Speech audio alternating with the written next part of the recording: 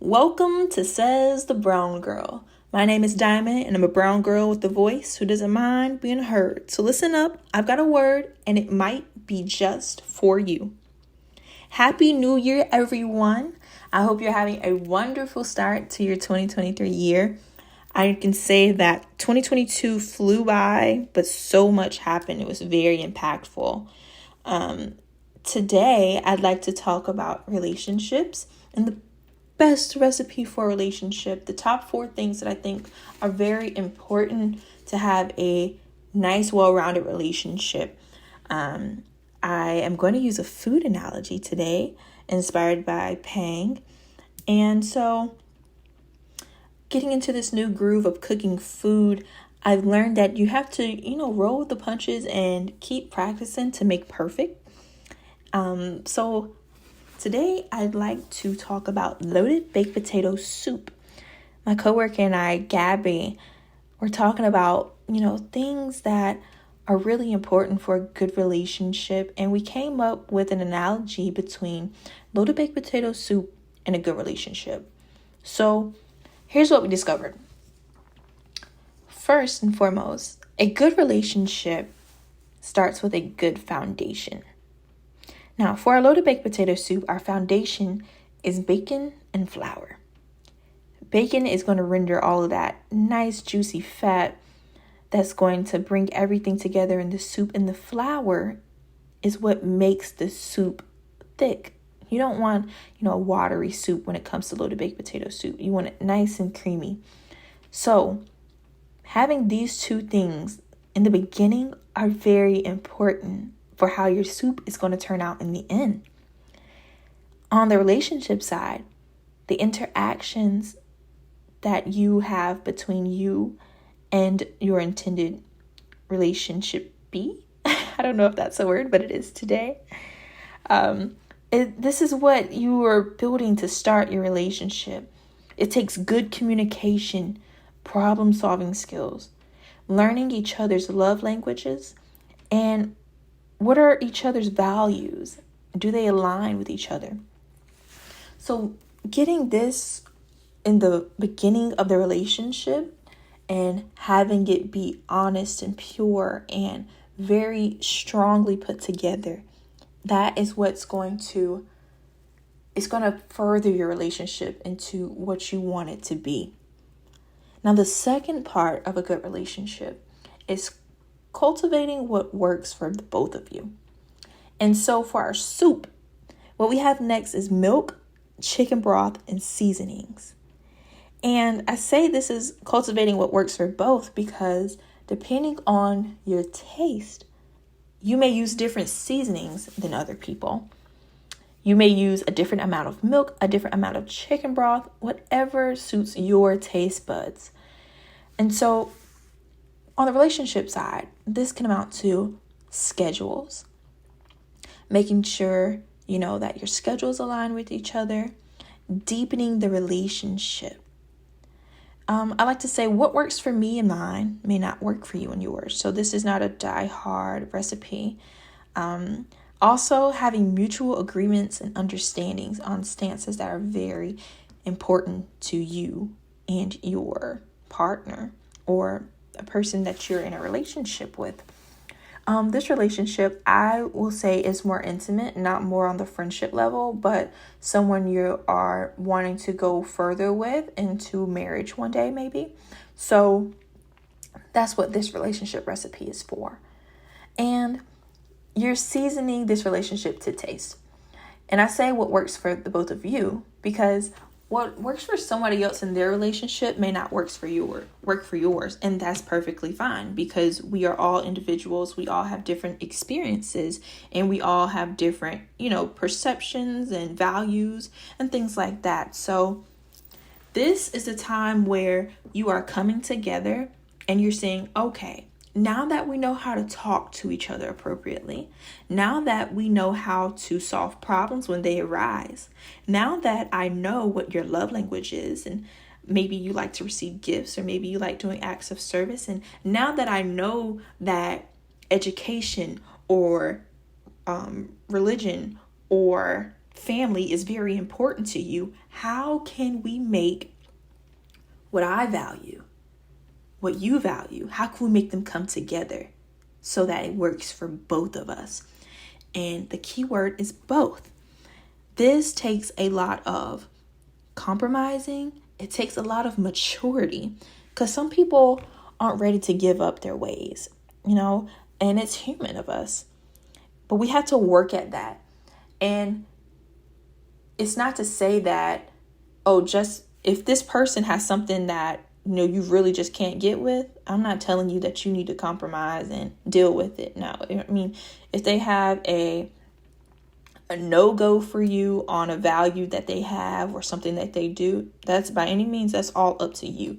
But if you are seeing yourself with this person in the long term, you should ask yourself, okay, am I strong enough?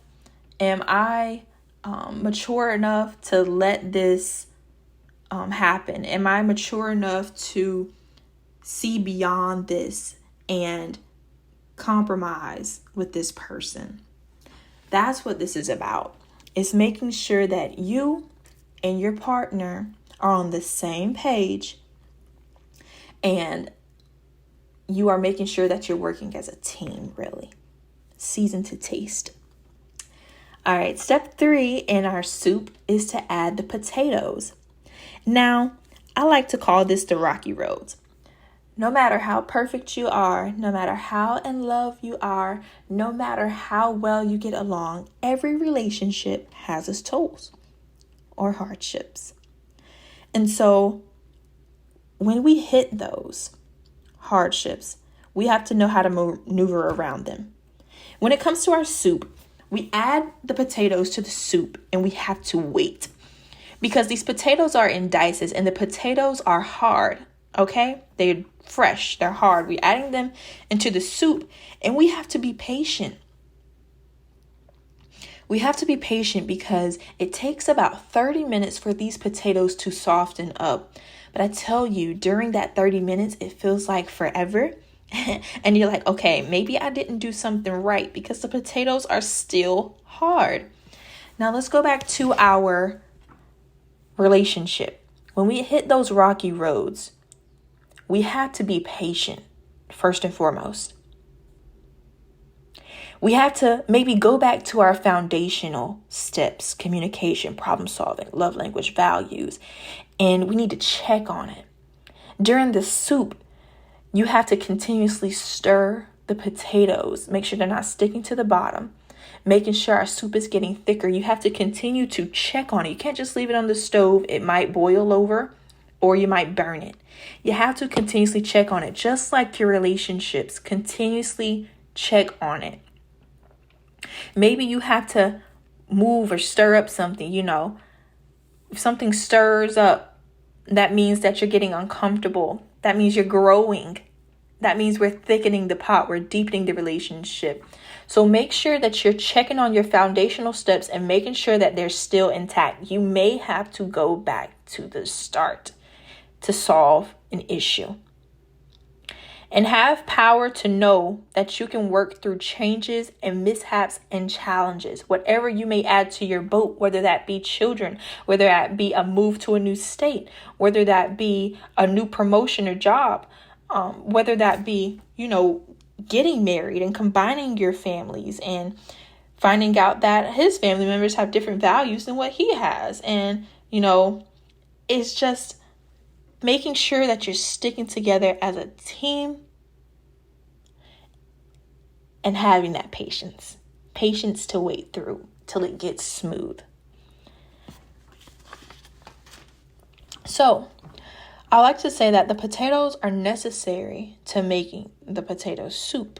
Just like in any relationship, it is inevitable to be without hardships or problems. So we need to make sure that we are doing what we can to make our relationship better continuously. It's a constant effort that you have to put in. Your relationship is work. You can't just let it go by and think everything is going to be fine. No, you have to continuously put in work.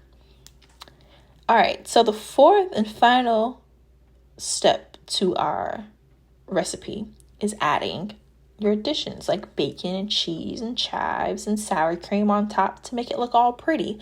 And I like to call this additions to the relationship. So these are things that are in your control, changes or activities. So maybe it might be dates or vacations or alone time or new experiences. It's all up to you what you want to add to your relationship.